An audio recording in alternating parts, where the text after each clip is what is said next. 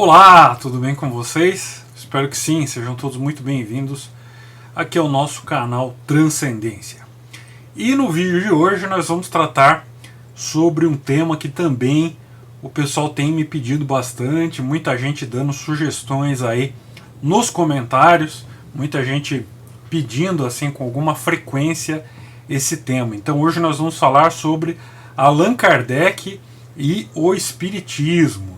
Então, como é que será que nasceu o movimento do Allan Kardec? De onde ele tirou as ideias que ele colocou nos seus livros?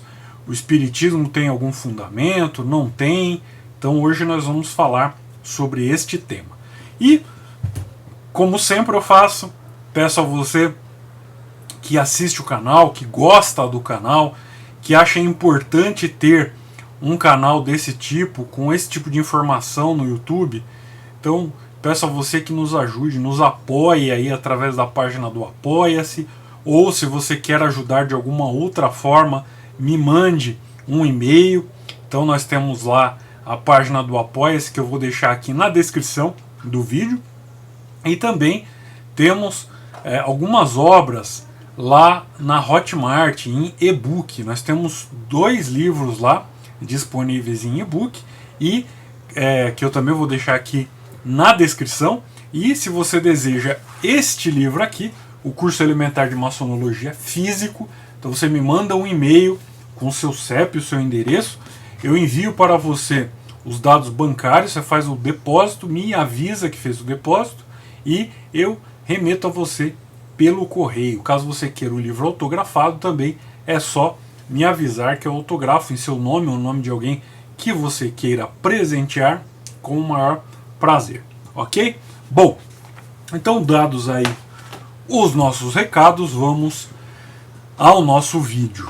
Primeira coisa que eu gostaria de dizer aqui neste vídeo, né, é que o vídeo, tanto esse quanto qualquer outro vídeo que eu faça com comentários em relação a determinadas denominações, ordens ou coisa parecida, eles não têm o objetivo de ofender ninguém, não têm o objetivo de convencer ninguém de coisa nenhuma, né?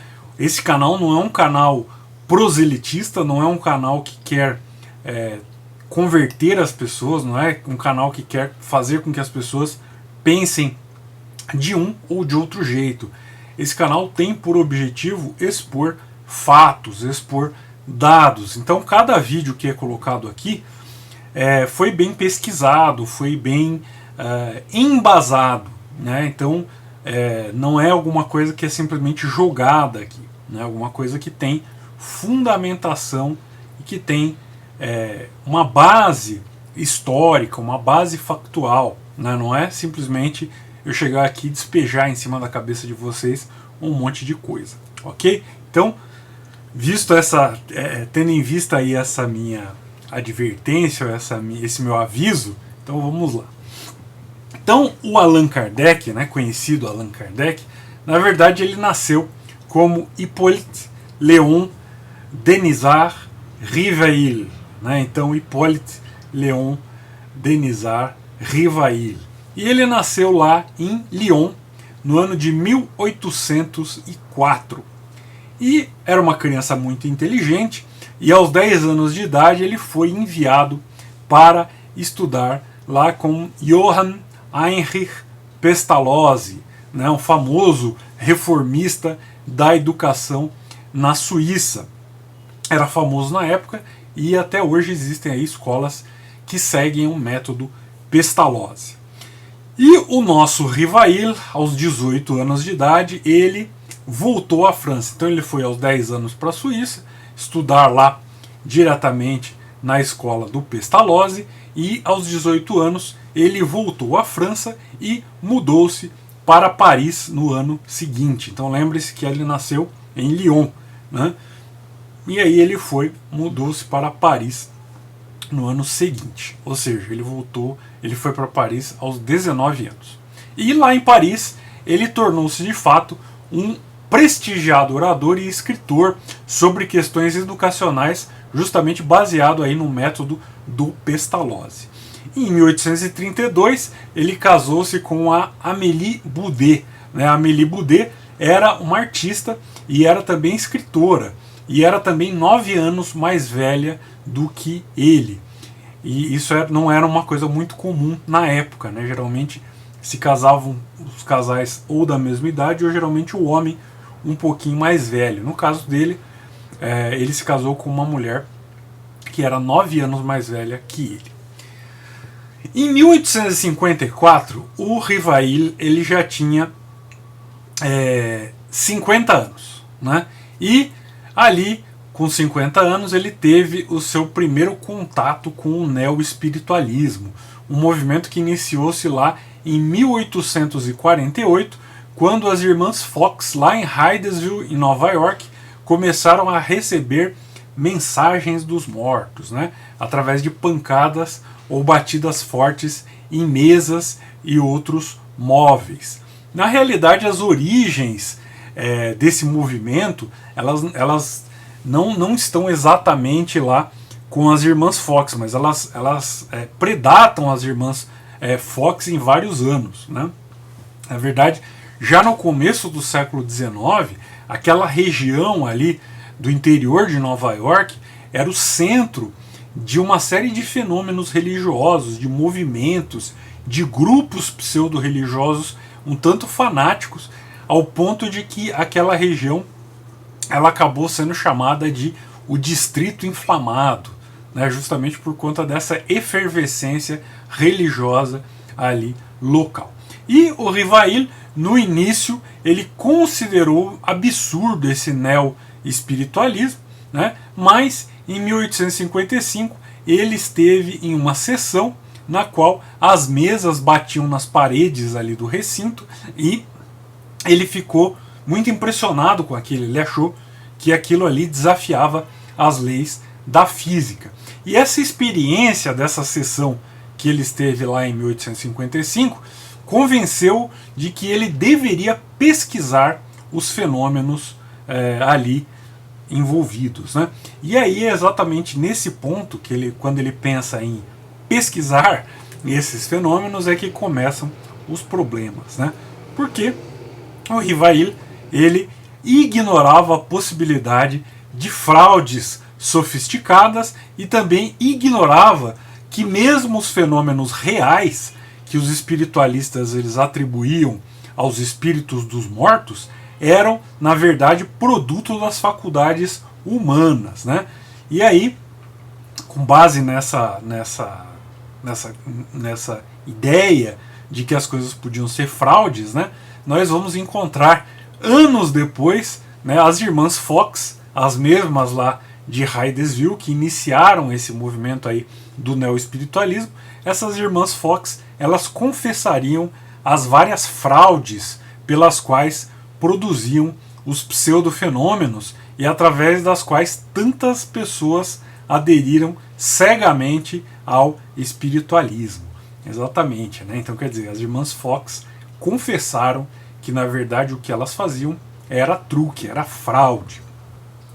O Rivail, ignorando o papel do subconsciente das fraudes, como eu disse, atribuiu tudo aos mortos, né? E a sua pesquisa, na verdade, se restringiu a perguntar aos médiums nas sessões que falavam pelos espíritos, entre aspas, né? Então, quer dizer, o método que o Rivail usou era um método bastante questionável, né? Ele ia nas sessões e perguntava aos médiums que falavam pelos espíritos, né?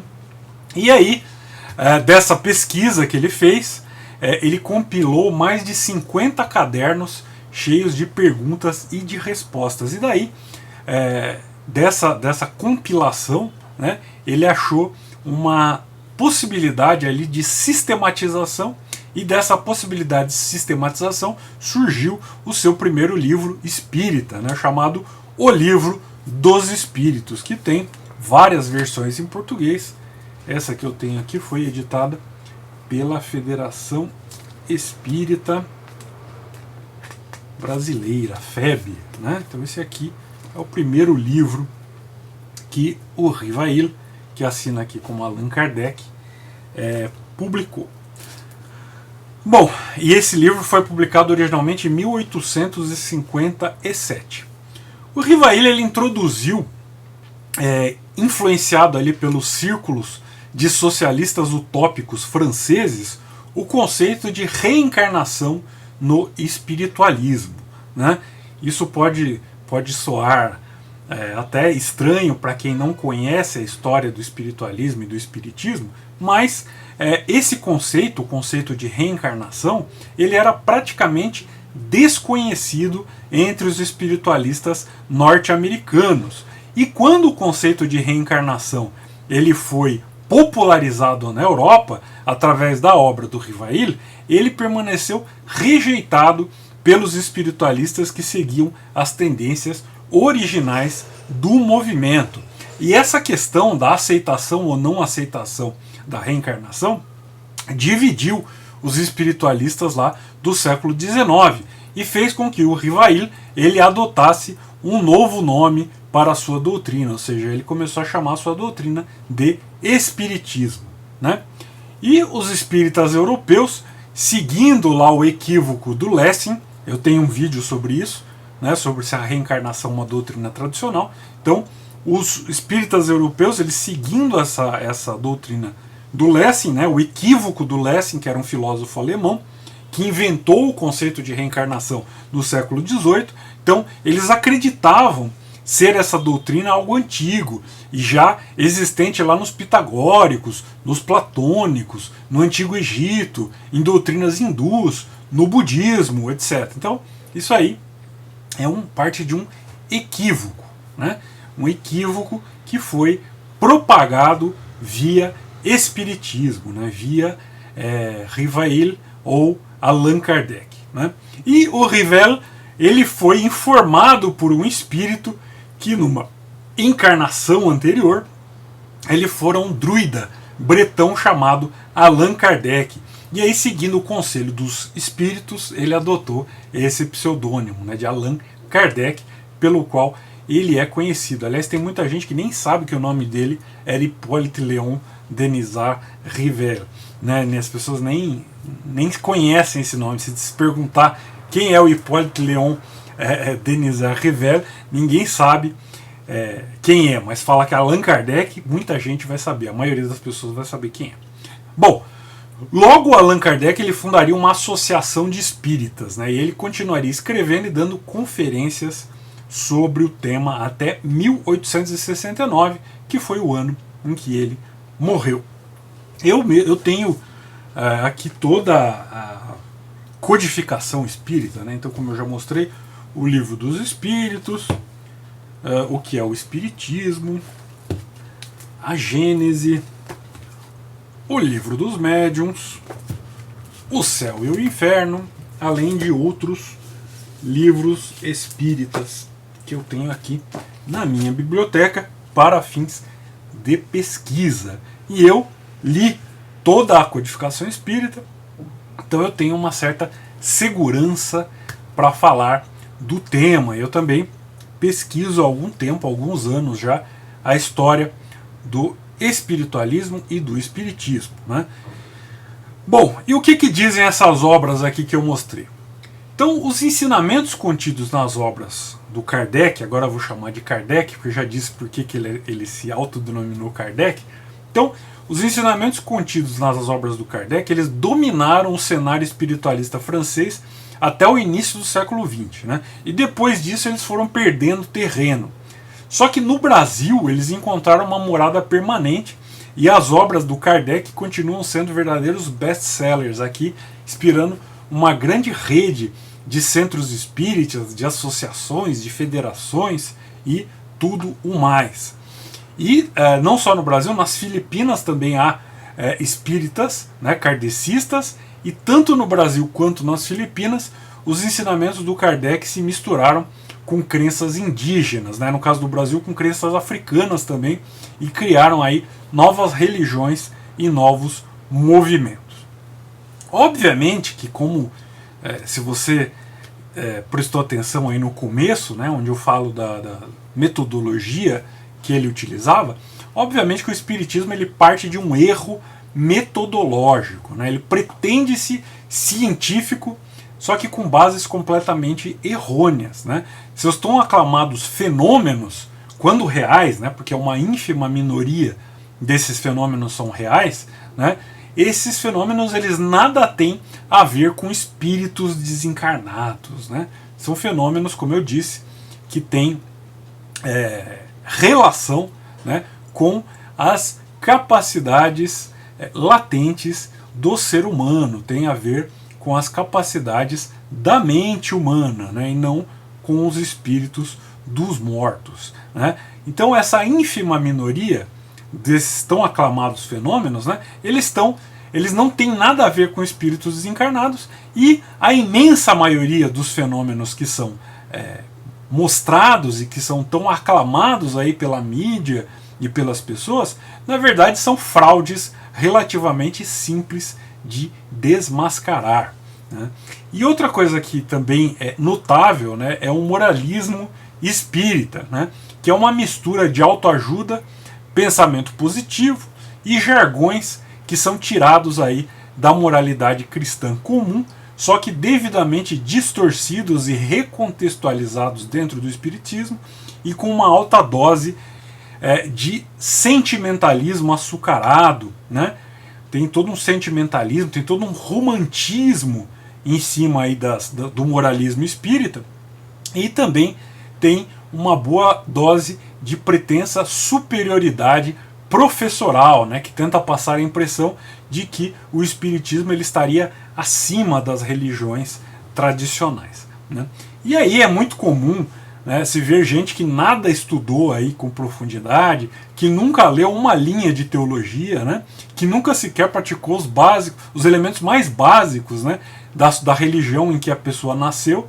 Então essas pessoas elas se bandeiam aí para o espiritismo e começam a julgar e ensinar ao mundo em acordo com as frases feitas dos livros espíritas, né, num espetáculo que eu classificaria como tristemente ridículo, né? E hoje nós vemos aí as redes sociais, né, que são verdadeiros murais aí, né, espíritas, né? Então se propagam aí memes e cartazinhos e enfim, tudo quanto há, né, com uma paisagem e frases espíritas, né? Então as preferidas aí são as do Chico Xavier, né, e outros representantes aí do espiritismo. Então as pessoas colocam isso como se fosse assim a suma da sabedoria. Na verdade são frases de autoajuda barata, né, e como eu disse, de uma moralidade cristã bem comum, bem devidamente ali distorcida, recontextualizada, né, e com uma alta dosagem de sentimentalismo, né, de sentimentalismo açucarado, né. Então dessas frases, né, por exemplo, no meio maçônico, né, então, por exemplo, entre os maçons, é uma verdadeira chatice, né, o compartilhamento dessas bobagens espíritas em tom de lição de vida, né. Então isso aí demonstra também a decadência intelectual no seio da ordem maçônica, né. Aliás, o Rivel era maçom, infelizmente, né, mas, enfim, a continuidade, né, dessa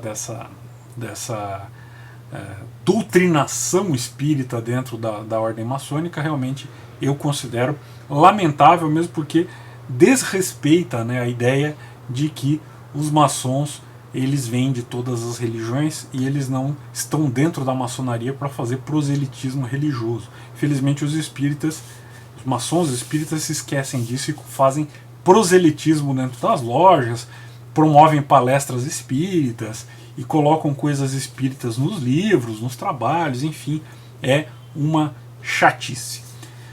Bom, não vou me alongar mais, estou olhando aqui, já deu 19 minutos de vídeo, eu estou tentando correr ao máximo para sintetizar aqui, né? Mas se você gostou do vídeo, não esqueça de deixar o seu like, não esqueça de compartilhar esse vídeo nos seus grupos espíritas, para suas tias espíritas, né? Para que elas vejam que também nem todo mundo pensa assim, e nos seus grupos de maçonaria, que está cheio de maçom espírita compartilhando cartazinho de Chico Xavier. Enfim, nos ajude aqui a divulgar o nosso canal.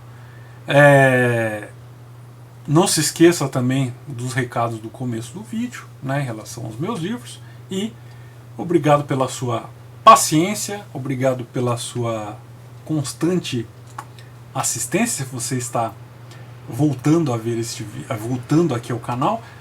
Seja muito bem-vindo se é o seu primeiro vídeo aqui no canal e até o nosso próximo vídeo. Tchau!